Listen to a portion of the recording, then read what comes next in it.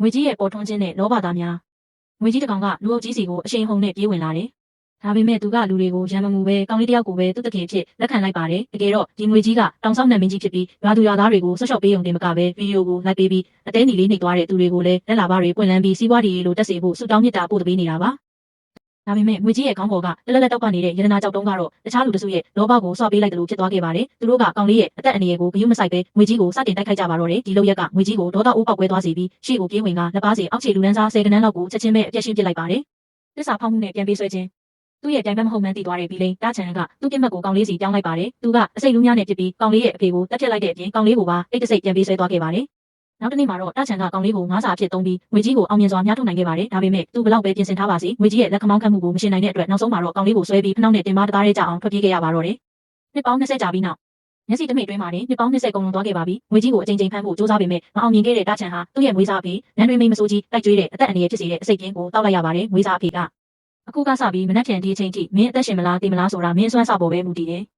လို့ပြောလိုက်တာကြောင့်တာချန်တယောက်သူ့အသက်ကိုဖက်နဲ့ထုတ်ပြီးယူသွတ်သွားပါတော့တယ်။သူဟာငွေကြီးရှိတဲ့တောင်ကြီးကမန်ရွာကိုရောက်လာပြီးမူဆိုးရွာသားအားလုံးကိုဖမ်းဆီးကငွေကြီးကိုရှာဖွေခိုင်းပါတယ်။မကူညီတဲ့သူမှန်သမျှကိုတာချန်ကရရဆက်ဆက်တပ်ပစ်ခဲ့ပါတယ်။ဒီမြင်ကွင်းကိုအချိန်မီရောက်လာတဲ့လူငယ်လေးကြီးပြင်းလာတဲ့ကောင်လေးကမြင်သွားပြီးတန်နဲ့သွားရောက်အကျိုးအကြောင်းပြောဆိုဖို့စူးစမ်းခဲ့ပါတယ်။ဒါပေမဲ့တာချန်ကအမှန်တရားကိုဖွင့်ထားလိုက်ပါတယ်။သူဒီလူငယ်လေးကိုငွေစားခဲ့တာဟာငွေကြီးကိုမြားထုတ်ဖို့အတွက်ပဲဖြစ်ပါတယ်။ပြောဆိုနဲ့ပဲတာချန်ကလူငယ်လေးကိုဒေါသထွက်စေဖို့သူ့ရဲ့ဆွေမျိုးသားချင်းတွေကိုမျက်စိရှိတင်တက်ဖြတ်ပြလိုက်ပါတယ်။နန်းငွေကြီးရဲ့အမျက်ဒေါသနဲ့နောက်ဆုံးတိုက်ပွဲ